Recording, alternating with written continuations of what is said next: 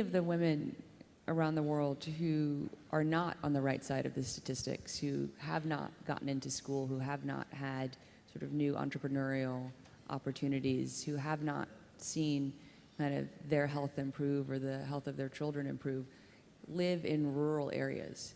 And I know one thing that you're really working to do is to ensure that more women and also just more children in rural areas have access to meaningful educational opportunities here in Morocco. Could you talk a little bit about what you're doing and what you found the impact has been on women and on girls of your programs?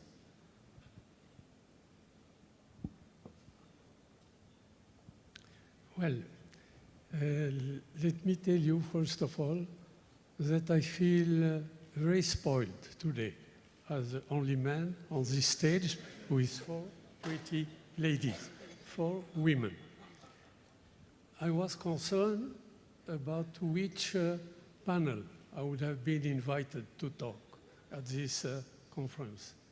And I was so pleased when I learned that I was invited to be part of this panel about women leadership in the world. I would like to talk about our group. I am a chairman of a group, Moroccan group, involved in industry, banking, insurance, telecom, and other activities. And the priority of the strategy of our group is to have a majority of women working in this group. And I would like to point that in the last 20 years, we were in 1955, we had 22% of women working in our group, about 25,000 people today. But today, I'm talking with you, we have 47 women who are responsible of the development of our group. In Morocco, in Europe, in China, and in Africa. So women are the priority, and I'm very pleased to say that. In our activity, a part of the business activity, we have several foundations. And one of the foundations is devoted to education and environment. And I am pleased also to say that this foundation is chaired by a woman, Dr. Leila Meziane Benjelloun, which happened to be my wife for the last 55 years.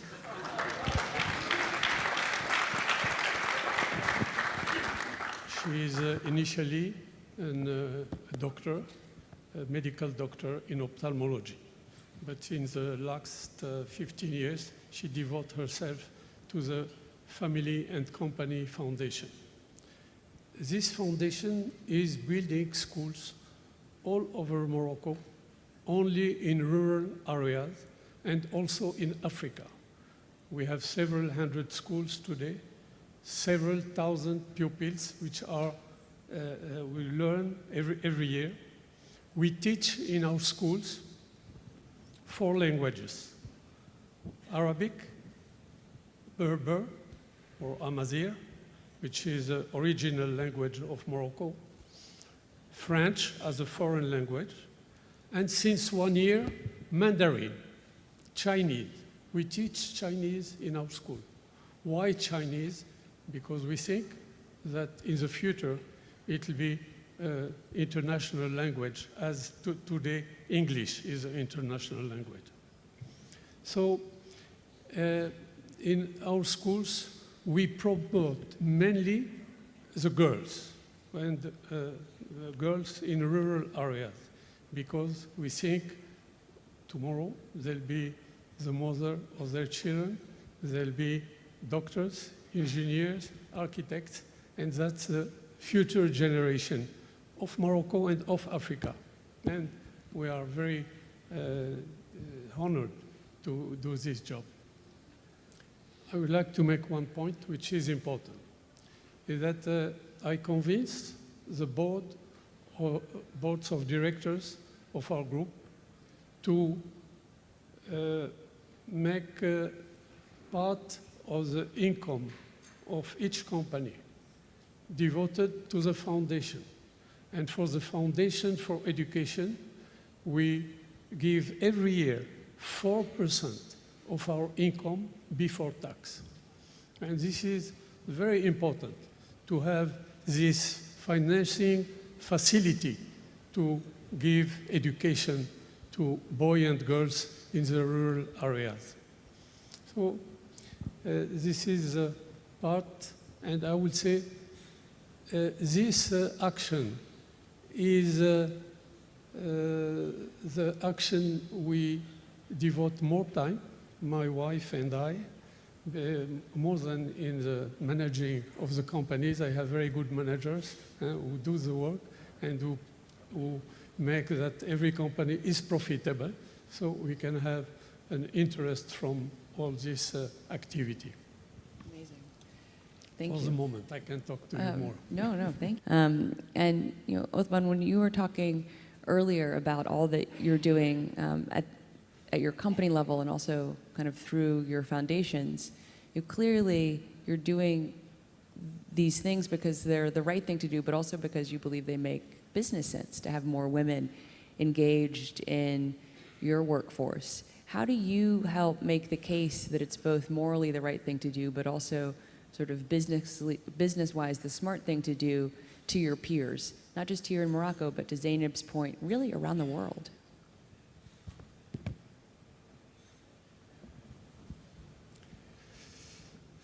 Talking about women, may I talk about personal Please. experiences? Very often in the world, in Morocco, all around me, friends, people ask me, how come do I am always the same, even if decades goes by, years goes by? What is my secret? Do I take a special pill? Do I make a special injection to stay the same with a certain dynamic, creating every year more activity, and mostly for women? Then my answer is very simple. I say 3 women has made me who I am today. First woman is my mother. She passed away a year ago at the age of 103 years. She gave me birth and she educated me and she made me who I am today. Second woman in my life is my wife, Leila. For 55 years, she inspired me. She, I wouldn't say teach me, but she directed me to love my work. Even if I work 25 hours on 24, she accepted and she encouraged me. And she is the woman who gave me the power I have today. The third woman, she is present here today, and it's my daughter, Dunya. And Dunya studied in Washington, and she's a film producer. She loves life. And what happened between the 4 of us, my mother, my wife, my daughter, and myself, is that we have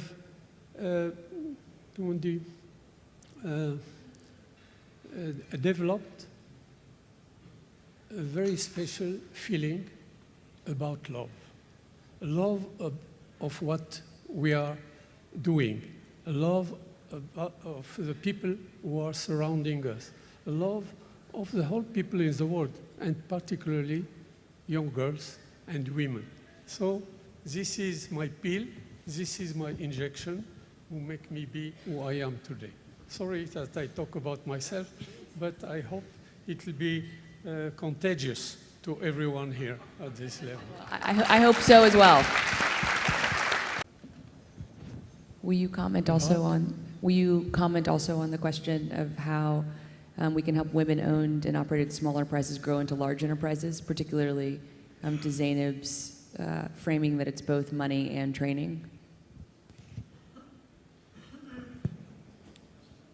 May I make a proposal Of course, to the CGI Foundation? absolutely.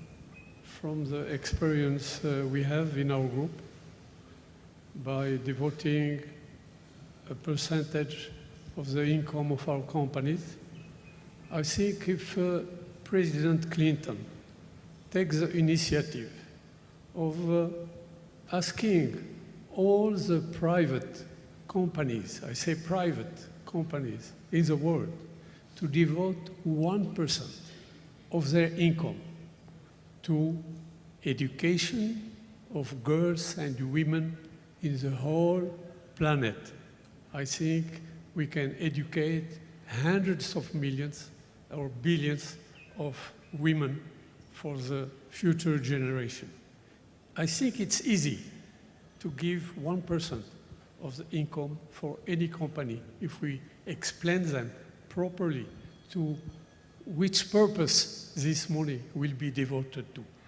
And I will not be able to talk to the whole planet population, but President Clinton can do it. And I hope I will tell him. You can ask him, you personally. Thank you. We count on you. Thank you.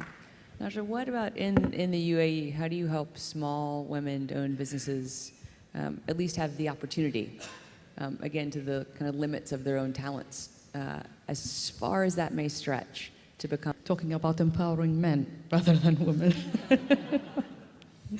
So could have achieved everything we want. Yes, I believe that in 10 years I believe that we're going to see a leap, a change in the region itself. If I'm going to say in the region, a lot of women, they're going to be in the workforce, they're going to have businesses, and they're going to have economic independence. They're going to contribute to the GDP.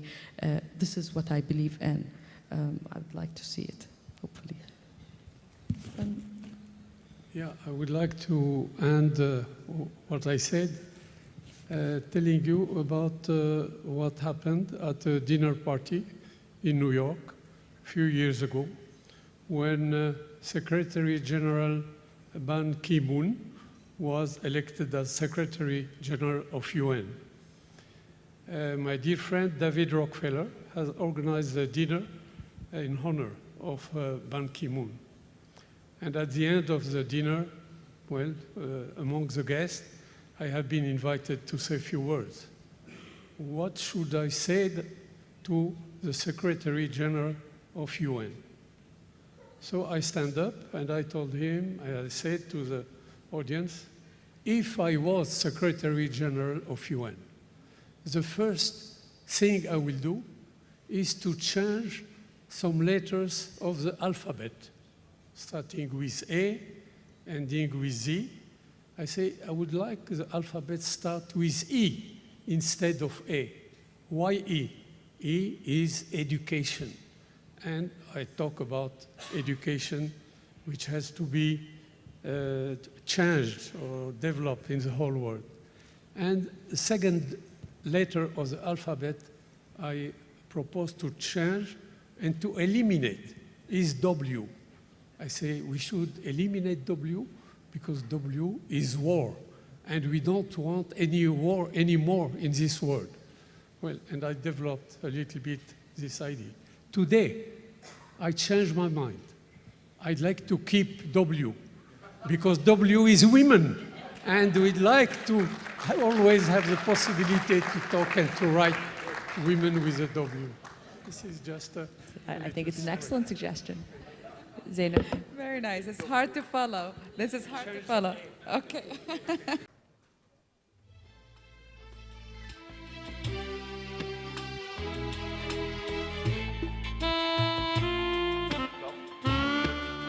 Ladies and gentlemen, the plenary session is now concluded. Your next working session will begin at 11 a.m. in your respective meeting rooms. Thank you, mesdames et messieurs. La session plénière prend fin. La prochaine session aura lieu à 11 heures dans les salles de sous-commission. سيداتي سادتي الجلسة أغلقت والجلسة الآتية ستكون على الساعة 11 في القاعات المخصصة وشكرا.